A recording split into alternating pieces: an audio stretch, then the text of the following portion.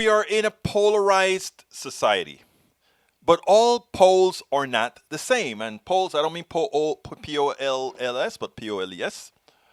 All polls are not the same. There are good polls, there are bad polls.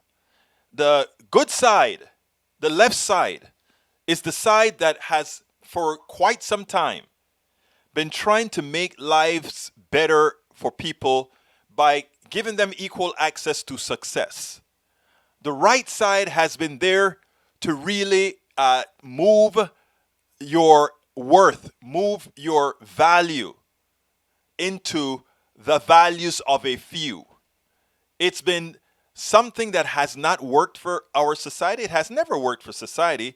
It is nothing more than a modern form of the monarchy, where we have several levels, but where most suffer. I want you to listen to how the right really confused a sect in this country that is now raising havoc. And we have a repentant participant that will explain how they did what they did. Frank Schaeffer, director and author of several books, including Why I Am an Atheist Who Believes in God. For people who don't know who Paul Weyrich is and aren't familiar with him, let me just play him real quick. This is a very short soundbite. Let's let him be heard. Now, many of our Christians have what I call the goo-goo syndrome. Good government. They want everybody to vote. I don't want everybody to vote. Elections are not won by a majority of people. And I'm the one who normally says Weyrich, but it's Weyrich. But tell us about him. Who was this guy? Who Paul Weyrich was a Roman Catholic activist who tried to involve evangelicals in building a right-wing coalition based on racism. He wanted to cash in on the hatred that many white evangelicals had for the U.S. government because it was questioning the tax-exempt status of all white academies that were a reaction. And then they turned to the abortion issue as another piece of red meat with which to enrage their followers. Now, when we went out to pitch the quote unquote pro-life movement, which in fact was fake family values, thinly veiled misogyny, keep women in their place movement, that's what it was. It wasn't about abortion.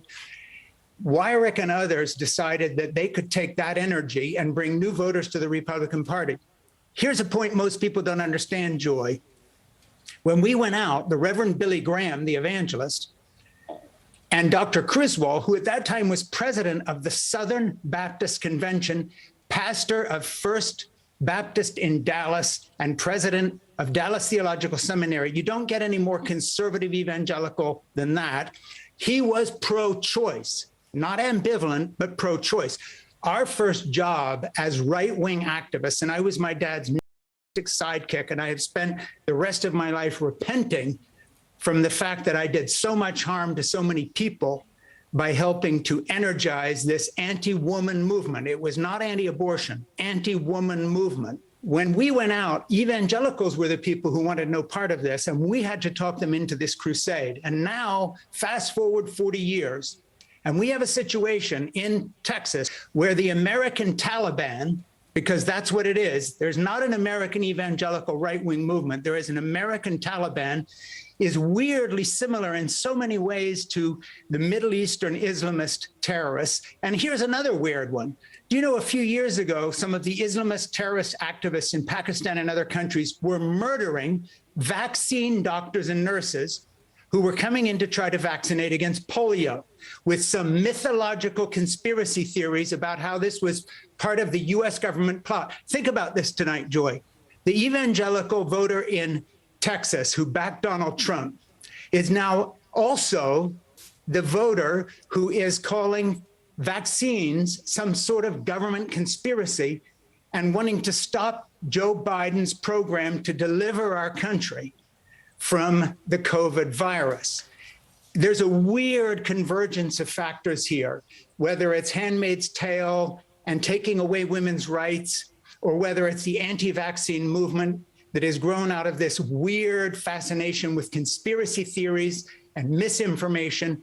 Wherever you touch it, the evangelical movement is no longer the one that my dad and I tried to talk into radicalism, and sadly were too successful in doing back in the 70s. There is no evangelical political movement. There is a new American Taliban, and their goal is theocracy, which means to take our religious beliefs, which for them are Old Testament law, not Christianity, and force secular Americans, non-evangelical Americans, progressive Americans, women, people of color into that box. And this is not hyperbole. This is happening right now tonight in Texas. This is happening right now with the people dying of COVID, children dying of COVID, because pro-lifers have seen fit to stand against Joe Biden's vaccine as a way to own the libs.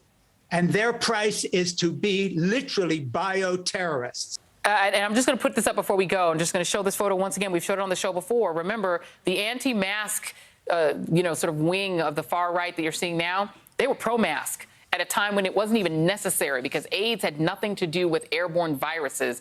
But they were like, put your kid in a mask. Let's just remember who we're dealing with. And that is important to note.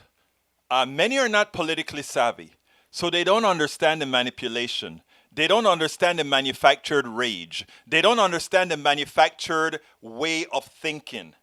And that is what, as Schaeffer just points out, it was deliberate, it was intentional. I have given the point of view through the Powell Manifesto and how that was a portion of the game to convert or to make folks believe they're less worthy by instituting issues or instituting false studies from the Heritage Foundation and all these other conservative think tanks in order to create a false reality.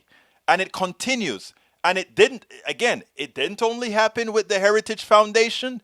It happened with all these organizations intent and funded by you know whom to ensure that you know whom is always on top and that we, the rest, are just indentured servants, with some being chosen to get to the promised land to continue the mastering of you know whom. We spend a lot of time deconstructing the news, trying to parse it into a form that everybody can understand. We try to find those little nitpicks where it flies above the fray, etc. If you really like these videos that we do, I want to ask a big favor. Please go ahead. Number one, subscribe to our channel. And number two, please join if you can. Thank you so kindly for watching. Keep watching. Please remember to share. We must populate the entire internet with our progressive message, a message that we know is what most Americans say that they want. So help us, please join.